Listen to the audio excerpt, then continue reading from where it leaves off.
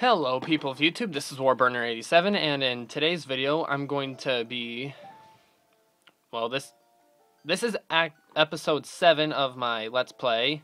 So, in today's episode, we're going to be heading through this temple that we just entered last episode and prepared for. So, alrighty, first things first, we gotta get the key. That's up here, and get a whole bunch of keys to help us to get through the dungeon later. For those of you curious, the hookshotting is just to get up there a little faster, that's all. Not really necessary. As you can see there's a very obvious gold scatella up there. Crap.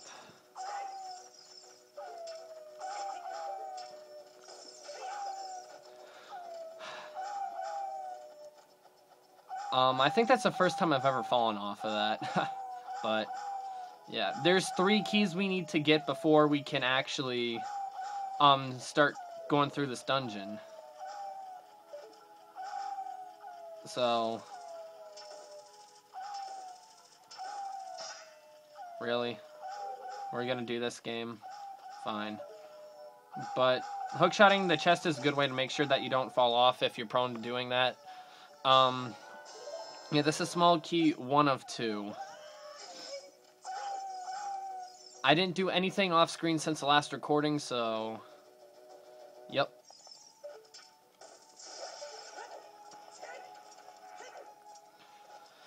Alrighty. Now that boss room...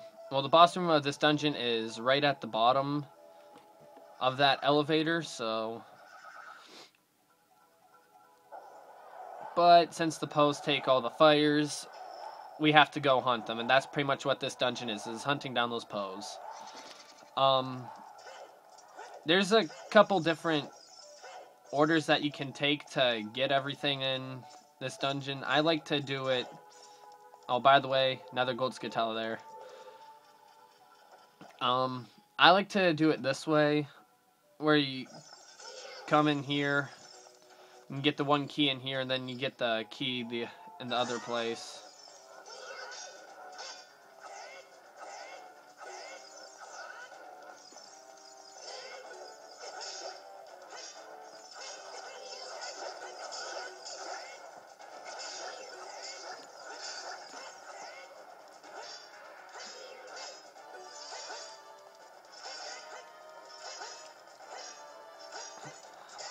I hate fighting Stalfoses. They're very irritating. Anybody else agree with that? But, well, if you play the N64 version, they're not that bad because you have power crouch stabbing, which really makes a joke out of most enemies because you just do a jump slash and then every one of your crouch stabs has the power of a jump slash. Yeah, and it's pretty easy to find them once they have their guard down, but... Yeah, they don't seem to do that as much. They keep their guard up more, and you can really only attack them once they're not shielding. But if you remember from what I said before, when I went into the windmill from the graveyard, the Song of Time will take care of every single one of those blocks, so if you're not sure what to do, play that. Or if you see Navi glowing green, you can play the Scarecrow song to see if that, yeah, you can play Scarecrow's song to see if you need Pierre to get you through, or you can,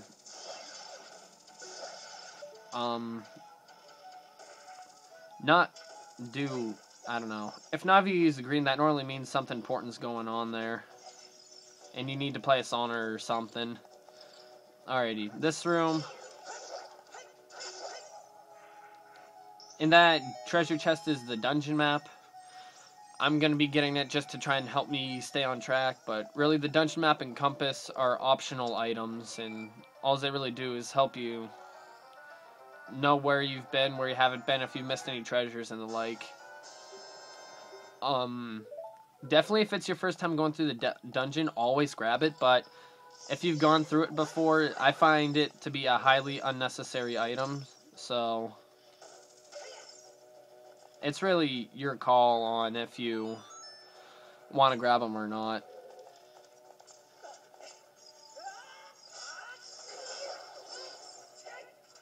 Alrighty.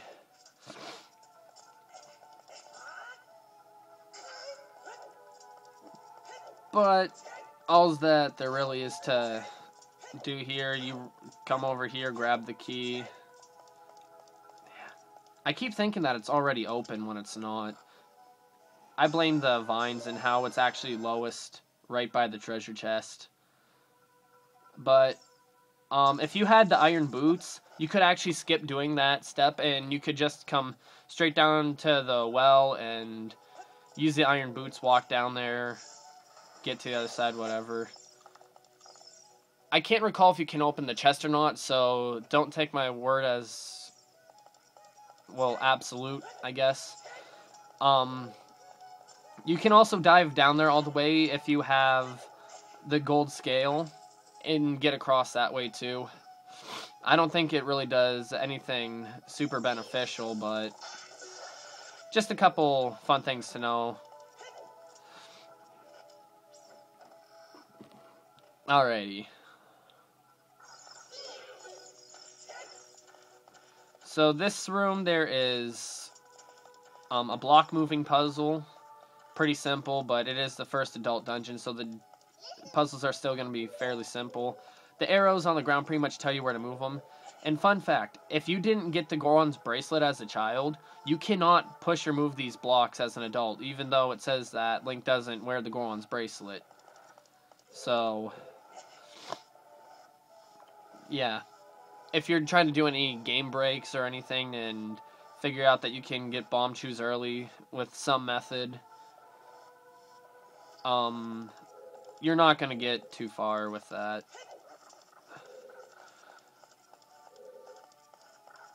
Unless you could figure out a way to get through this dungeon or whatnot if you're doing 100%, but if you're not, then I don't know, it might be possible.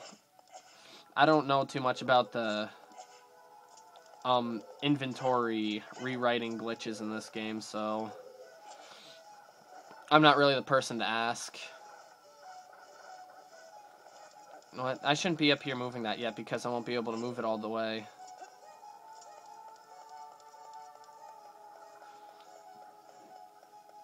Yeah, as you can tell, the dungeons are definitely getting longer. Any of the child dungeons I'd have pretty much complete by now, and I haven't even found any of the Poes yet, so the adult dungeons are definitely more time-consuming, more challenging, but they can also be more fun, too, so just because they're longer doesn't mean they're less fun, I guess, is what I'm trying to say out of this, if I'm trying to say anything at all. Huh.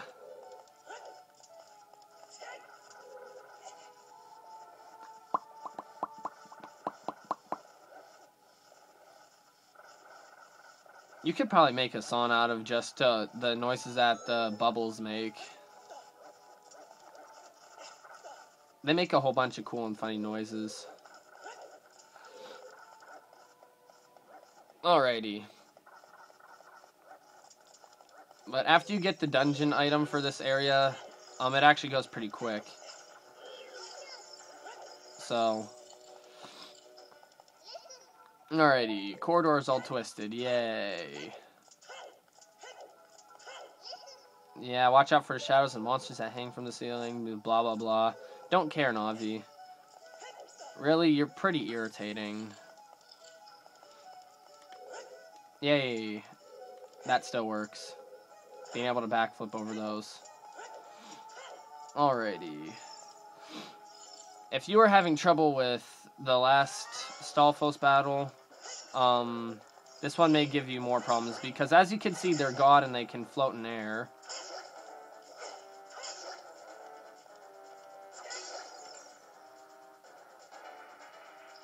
Pretty freaking amazing, I know.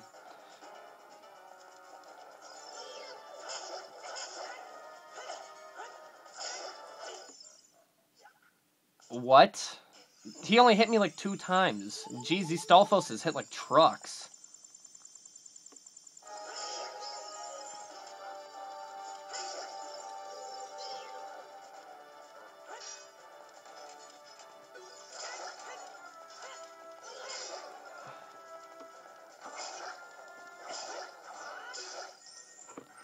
Alrighty.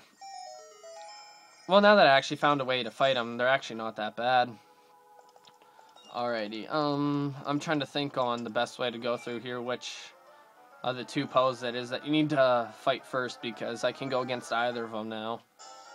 Alrighty, fairy bow. The bow, I think, is like the only item that has been in every single Zelda game up to date. Well, outside of bombs, so I think those are the only two. I could be wrong on this. I'm not entirely sure the history of Zelda. I have played the original Zelda on the NES and not really been a big fan of it because I got lost really fast and I had to resort to guides to get as far as I did in the game, so... Anyway, I've pretty much played every Zelda except Link's Awakening and Spirit Tracks and whatever that other one is for the DS, Phantom Hourglass. That's like it. Twilight Princess, I've played the GameCube and Wii version. I played GameCube version first, so once I went to play the Wii version, it was pretty crazy, having everything like, oh, I know where this is, and then I realized, nope, I don't, because everything's mirrored. Oh well, right? It's still enjoyable either way, but I kind of felt the Wii motion controls kind of got in the way, especially for some of the mini games. Made me rage good. So... Anyway, back to this. My favorite adult dungeon out of them all. I'm really not too keen on any of the adult dungeons. I guess the Spirit Temple's kind of fun, but I'm more of a Majora's Mask person. For, yeah, the dungeon-wise anyway. But out of all the adult dungeons, I'd probably have to say that this is my favorite dungeon. I'm not really sure why, but I do like the Spirit Temple. I hate the Spirit Temple boss. That's just no fun at all. In the first form, anyway. I don't mind the second form. That part I actually find pretty fun.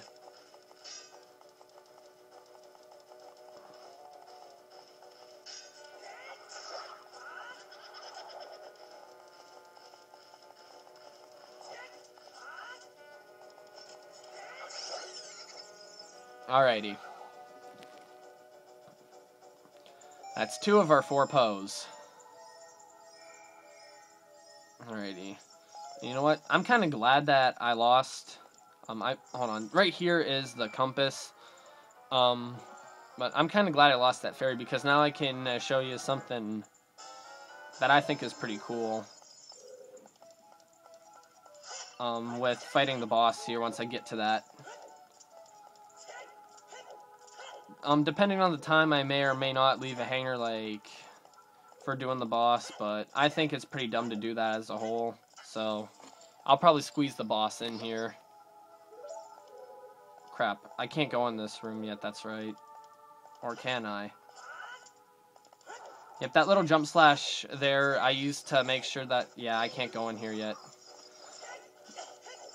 But that jump slash lets you make the jump as long as you're facing the right angle, because I'm pretty sure I've said this in one of my other videos, but the jump slash gives you a little bit of extra height and thus giving you a little bit of extra distance. It's actually pretty helpful to know, because you can use that real quick to save you, so... Yep, I did the pose in the wrong order for maximum efficiency, but it doesn't really matter, because I doubt a lot of you are watching this for maximum efficiency, and if you are, well, I'm sorry, that's not going to happen. Even though I have played this game ever since I was 6, and really never took a break from it, somehow I'm not tired of the game.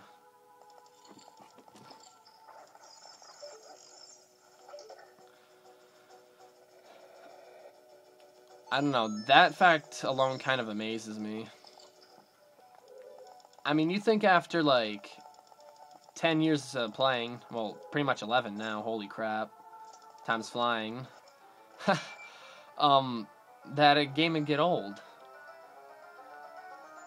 Anyway, I actually like the N64 style graphics better than the modern graphics, because I'm not sure about you, but when I play video games, I don't really want to think about real life. If I want real life, I'll go outside and talk to people. But that's just me.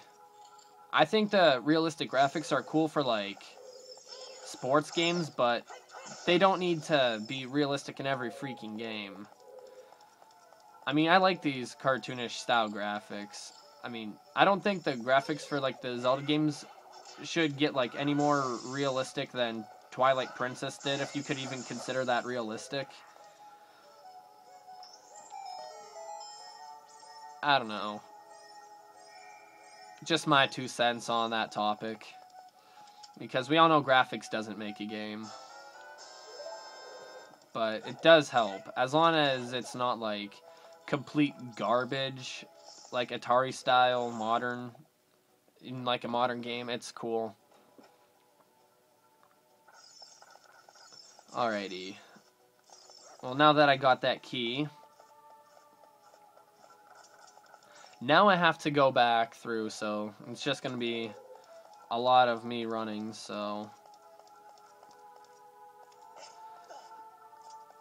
I'm not sure what way is faster to get to the top of here. I'm pretty sure that climbing up the block is faster, but I could be wrong. Because the ladder, you don't have to have that little pause before you can climb up the block. Oh, by the way, that one chest that you're seeing on there is just an arrow drop chest. So, yeah.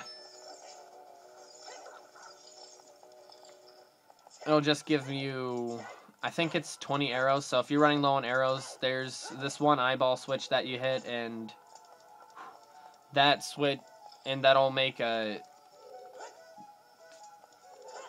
what you call it, drop.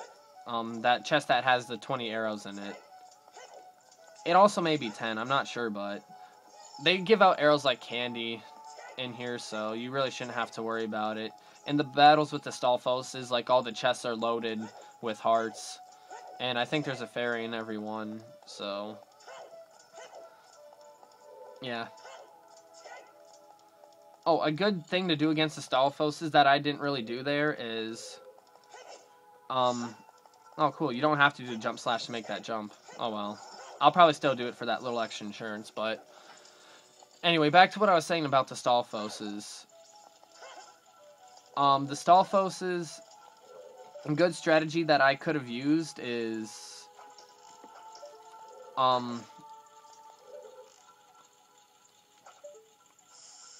yeah, I could have thrown my Deku Nuts. I keep forgetting that I have them out.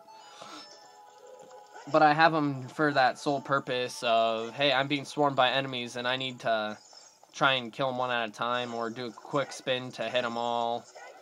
Great spin, whatever the situation calls for. But since they were both attacking me at the same time at one point, I could have just thrown a quick Deku Nut, or Deku Fruit if you play Japanese version, or you like the Japanese terminology better. In the Japanese version, the Deku Scrubs are called the... Wow. Tra-lol-lol. But the Deku Scrubs are called Deku Nuts, so... I may occasionally call Deku Scrubs Deku Nuts and Deku Nuts Deku Fruit, so... If I ever do, now you know the reason why.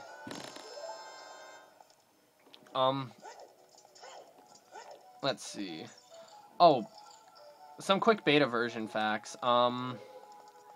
In the beta of this game, this was originally going to be the Wind Temple. You can tell by the picture that the medallion has.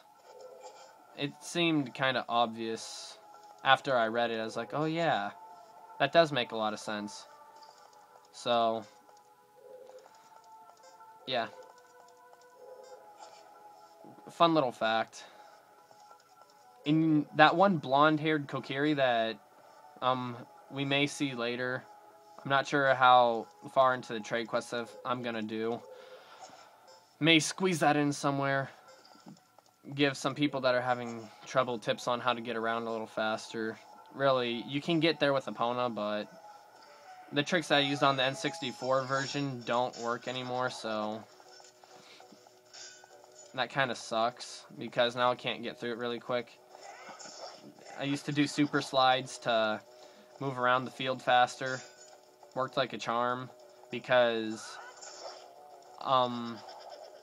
yeah, super sliding was faster than Epona sprinting, so, and since it's constantly that way, instead of it being like 20, the speed rating, I don't know, I got this on Zelda speedruns, it's like 20, and then it slowly declines down to like 12, and then the speed for Epona's normal moving oscillates between 12 and 14.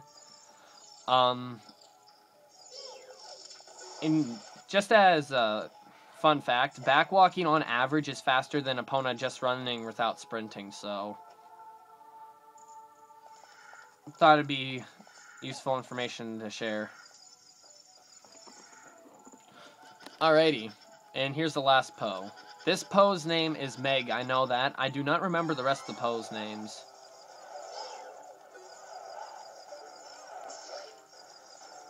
You really can't do anything to make this boss battle faster. Or sub-boss, I guess.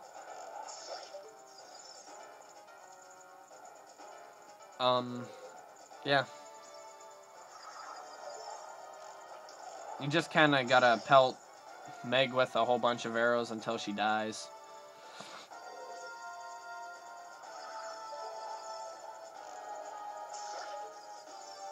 Alrighty, I think you gotta hit her with 5 or 6. I can't recall the number, it's something like that. But it's by no means hard. Yep. There's that arrows like candy thing again.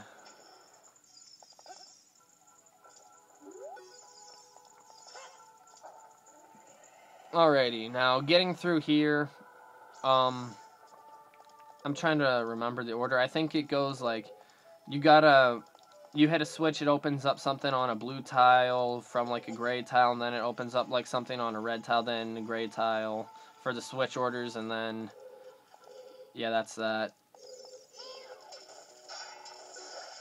I think arrows are in here. There's another gold scatella in here. I may have missed 1 or 2. Yeah, 5 arrows. Alrighty. I'm pretty sure with my next push or the push after, I'll be able to hit a switch. Yeah, I didn't think there's anything on this red carpet. But once you see the cutscenes, really pay attention to the carpet color, because that'll let you know better than anything else where the next switch is. Yeah, you see, I hit this and now it unlocked a door that's on a red carpet, so that means instead of pushing it all the way around, well, 2 more times, I just push it back once here, and that'll take me to where the next locked door was, which I believe it's this one. Yay. And then it goes to like a blue carpet, then one of the gray carpets. Yep. I am remembering correctly. This makes me happy. Hold on. I'm gonna see if this little trick works. Yep. Right here is where it is. Since you can roll, and then like as your roll's about to end, you can hit the view button, you can see through the walls. Kind of cool to know, kind of useful. Lets you, if you're not really sure where it is, you can do that to help you scout out the location for this. Only practical use of that glitch I really know.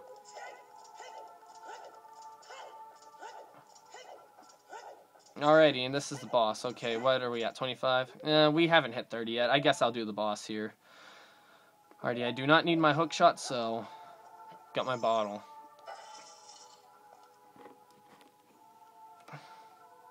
Oh shoot, my 3DS is almost dead. Hold on a second.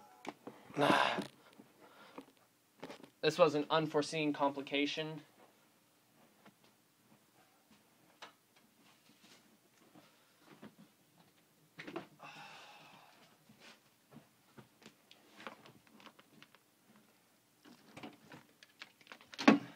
Luckily, I've got outlets everywhere in here since I'm kind of laying in the center of my room for doing these recordings.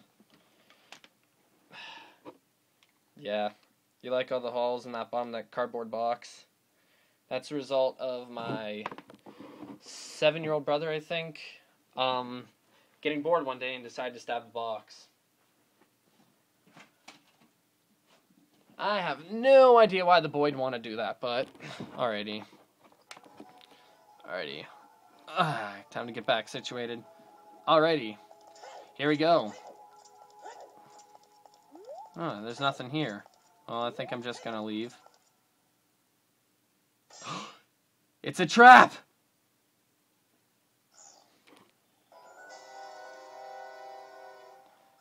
What? It's Ganondorf? What's he doing here? No, this can't be right. Oh, there you go. This explains a lot. It's not really him, or is it?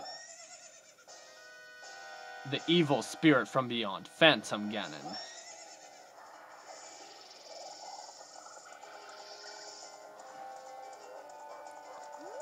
Alrighty. So, who wants to play? Am I gonna get this right? Is this him? Is this him? Nope.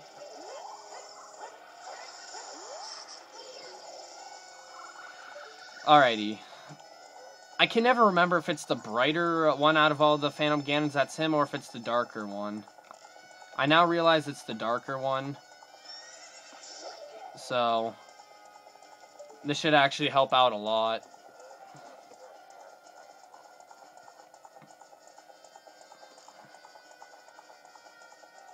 That's not him. That's him. No, it's the other one! Okay. I guess it's random. So I gotta pay attention to where I see a Phantom Ganon and then kind of look for the other one. Okay. Which one? Alrighty. Come on, Phantom Ganon. I want to play with your balls.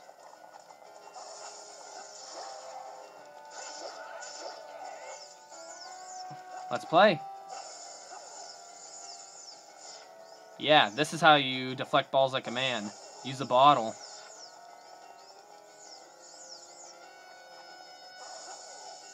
Yeah, you got nothing on this. Alright, this isn't going out too well, so I'm just gonna swing my sword. What the heck?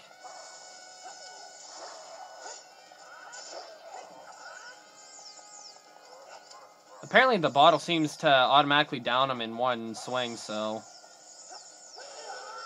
La-di-da! Like a boss.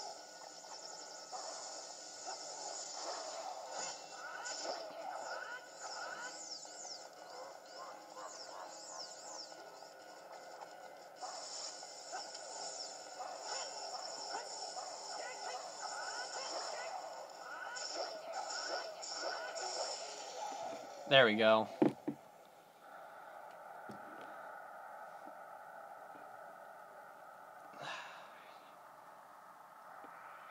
Hey kid, you did quite well. Looks like you might be gaining some slight skill. But you have defeated only my phantom. When you fight the real me, it won't be so easy. What a worthless creation that ghost was. I will banish it to the gap between dimensions.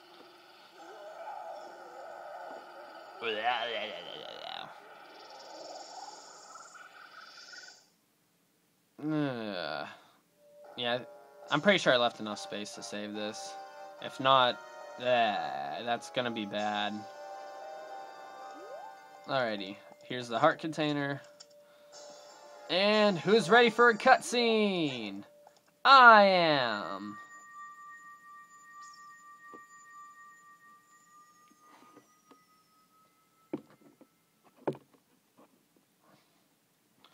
I'm glad my 3DS didn't die. I have no idea how long I was blinking like that for. Huh. At least I don't constantly save, so. Hey, it's Saria. Is this who Sheik was talking about? Thank you. Because of you, I could awaken as a sage. I am Saria, the sage of the Forest Temple. I always believed that you would come, because I know you. No. You don't have to explain it to me. Because it is my destiny that you and I can't live in the same world. I will stay here as the Forest Sage and help you. Now please take this medallion. Oh, aren't you so kind, Saria? Wasn't much of a heart-touching reunion at all.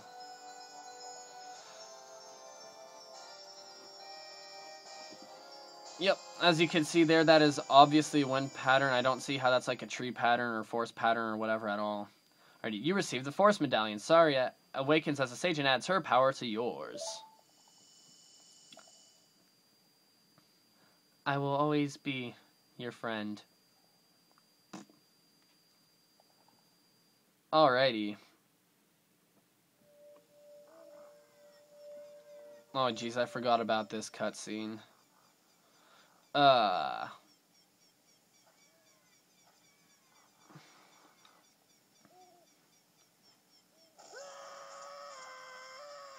Unnecessarily long screaming much, yes? Hi there, I'm the Great Deku Tree Sprout. Because you and Saria broke the curse on the Forest Temple, I can grow and flourish. Thanks a lot. Hey, have you seen your old friends? None of them recognized you with your grown-up body, did they? That's because the kokiri never grow up. Even after 7 years, they're still kids. You must be wondering why only you have grown up. Well, as you might have guessed already, you're not a kokiri. You are actually a Hylian. I'm happy to finally reveal this secret to you.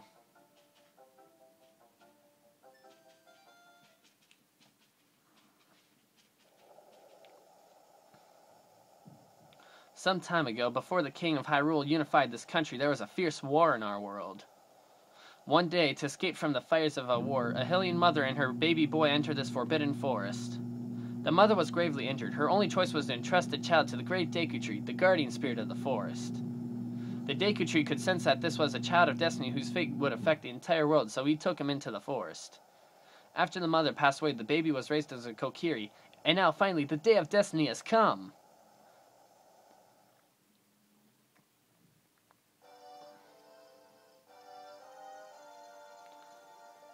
You are a Hylian and were always bound to leave this forest. And now you have learned your own destiny, so you know what you must do. That's right, you must save the land of Hyrule. Now Axe, break the curses on all the temples and return peace to Hyrule. It was a surprise to learn that Saria was one of the sages, wasn't it, Alex? I wonder how Sheik knew. Anyway, off to the temple of time. Alrighty, well. I'm not sure if anybody else sees what I'm seeing, but it kind of looks like right there, the Deku Tree Sprout's kind of using that leaf as one of those little ragweed things that other people put in their mouth. I don't know. I think you guys know what I'm talking about. I don't really know how to explain it, but I just know. Alrighty, well, anyway, this was Warburner87. Stay tuned for more videos.